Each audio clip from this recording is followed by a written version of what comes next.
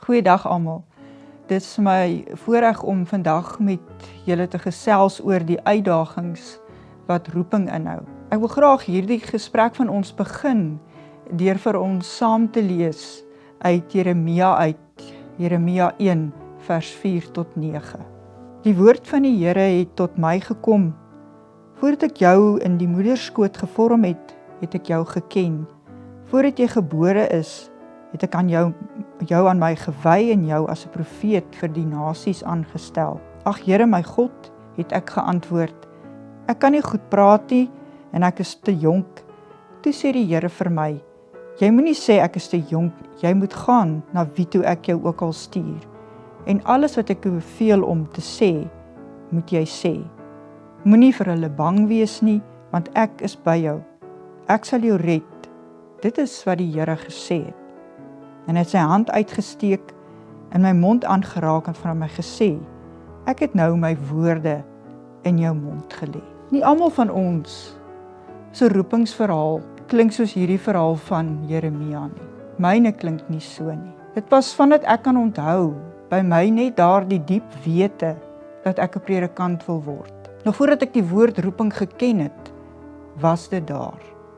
Nog voordat ek skool toe gegaan het, as ek en my sus gespeel het, was ek die dominee gewees. En daardie diep wete het met die jare versterk en gegroei, saam met die verhale soos die van Jeremia, die woorde aan Josua, wees sterk en wees vasberade, moenie skrik nie, moenie bang wees nie, want ek die Here God is oral waar jy gaan. En natuurlik dan ook die verhaal van Moses, wat op gewyde grond staan. En saam met daardie verhale, was ek een van die vroue wat die voorreg gehad het om groot te word in 'n tyd, toe ons al 'n vrou gehad het wat 'n predikant was in ons kerk. Ons wat hierdie verhale van die Bybel ken, en daarna kan verwys, en self al ervaar het, wat dit beteken om jou roeping as predikant te leef, weet dat daar uitdagings is op die roepingspad, en dat die uitleef van ons roeping uitdagings inhou. Van hierdie uitdagings is dat nie alle gemeentes vir predikante veilige ruimte is om ons roeping uit te leef nie. Nou hier kan dit wees dat daar verskillende bestuurstyle in die gemeente is wat met persoonlikhede bots, of as daar 'n bepaalde unieke gesindheid binne 'n gemeente is. En die predikant in die gemeente is eenvoudig net nie pasmaats nie. Of as daar 'n houding is teenoor 'n predikant wat dit moeilik maak vir daardie predikant om roeping uit te leef. Ons sosiale omstandighede, die ekonomie van ons land het verander en bring uitdagings op ons roepingspad. En soms kan ons roepingervaring oorweldig word deur die stryd van finansies, veral as dit voel of jy meer van 'n projektebestuurder is as 'n pastor wat mense met God se woord en liefde moet bedien. En soms loop mens jou vas teen mense wat nie regtig die evangelie wil hoor nie, of maar eintlik net wil vashou aan daardie weergawe daarvan wat vir hulle maklik is. Soms word ons as predikante in die uitleef van ons roeping verwond. Verwond deur dalk ons eie idees van hoe ons predikant moet wees, en dan voldoen ons nie daaraan nie. Ons word verwond deur dalk ander se idees van hoe ons 'n dominee moet wees, waarin ons net nie kan voldoen nie, en ons voel nie goed genoeg nie. Ons kan nie ons roeping leef nie. Daar kon ook dinge in ons persoonlike lewens gebeur. Trauma, siekte, verlies van geliefdes wat vir ons roeping 'n uitdaging maak. Deel van die uitdaging wat roeping inhou, sluit ook die plek en die rol in van die predikant in ons samelewing wat verander het. En om iets hiervan te illustreer, deel ek met julle die verhaal van Henry Nouwen, wat vertel hoe sy eie ervaring van predikant wees en die rol van predikant wat verander, hom geraak het. Hy vertel dat hy 'n kapelaan was op 'n Nederlandse skip onderweg na Rotterdam, en hy bevind homself saam met die skeepskaptein op die brug van die skip. Daar was digte mis, en die radaroperateur moes vir die kaptein aanduidings gee van wat besig is om voor hulle te gebeur waar die ander skepe is, en dan gee die kaptein instruksies vir die stuurman, en terwyl hy dit doen, loop hy heen en weer op die brug van die skip, en in sy heen en weer loop loop hy vas in Nouwen. En dan sê hy vir hom, kom uit my pad uit. En net voordat Nouwen wegloop, draai die kaptein om en sê vir hom, en ek haal die Engels aan, why don't you just stay around? This might be the only time I might need you. Nouwen gebruik die beeld van die skeepskaptein om uit te druk wat hy daar ervaar het. Hy sê daar was 'n tyd waarin predikante gevoel het, soos skeepskapteine, wat hulle eie skepe stuur, en met 'n sekere mate van mag en autoriteit en selfvertroue ontvang is en dinge kon doen. Nou is dit anders. Now we are standing in the way. Hy sê that is our only position. We are powerless on the side, liked maybe by a few crew members who swap the decks and go off to drink a beer with us. But we are not only taken seriously when the weather is not fine. Nou met dit alles gesê en met dit in ag geneem en al hierdie dinge wat 'n rol speel in die uitleef van ons roeping as predikant en wat dit als beïnvloed, was dit nog altyd vir my waardevol om herinner te word dat roeping gaan oor die een wat jou roep, die een in wie se diens jy staan. En om my eie binnekrag en vertroue en uitleef van my roeping in God se teenwoordigheid te kan vind, binne al hierdie uitdagings op die pad. Roeping word vir my versterk en gevoed deur my eie verhouding met God, my luister na God se gees, stil word in God se teenwoordigheid. By die uitleef van jou roeping is dit belangrik om jouself binne jou verhouding met God te ken. Selfondersoek is belangrik. En hier dink ek aan die gebed van die digter in Psalm 139. Deurgrond my oor God, deurgrond my hart. Sien tog my onrus raak. Kyk of ek nie op die verkeerde pad is nie. Lei my weer op die beproefde pad. En ook Psalm 69. U weet tog hoe sondig ek is, o God. My verkeerde dade kan ek tog nie vir u wegsteek nie.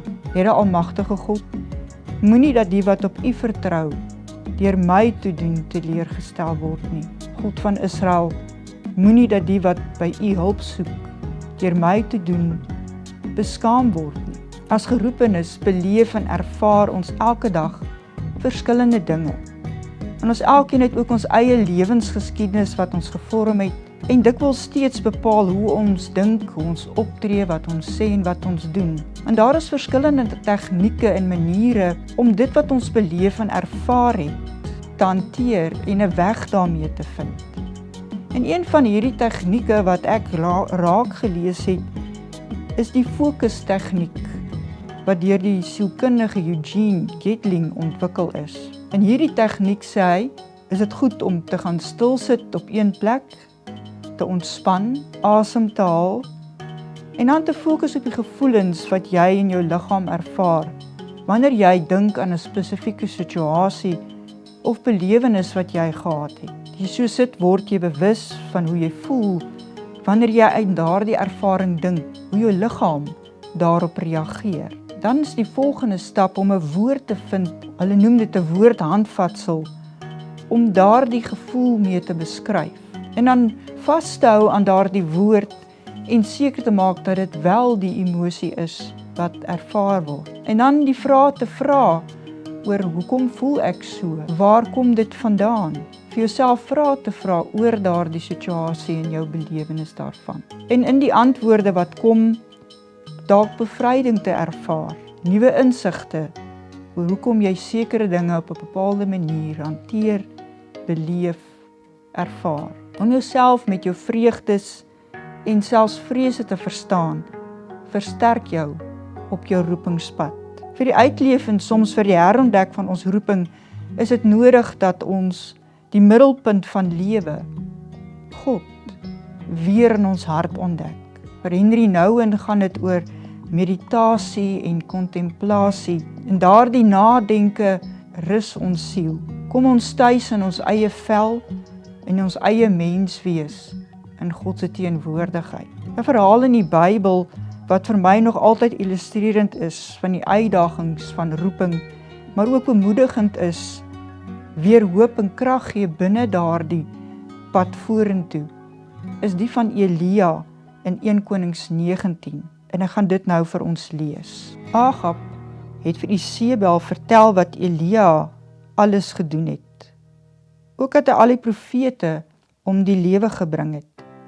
En toe het Isebel 'n boodskapper na Elia toe gestuur en vir hom gesê, mag die gode my om die lewe bring, as ek nie teen môre hierdie tyd met jou gemaak het, soos jy met hulle nie. Elia het bang geword terwille van sy lewe gevlug, en toe hy by Berseba aankom, het hy sy slaaf daar agtergelaat.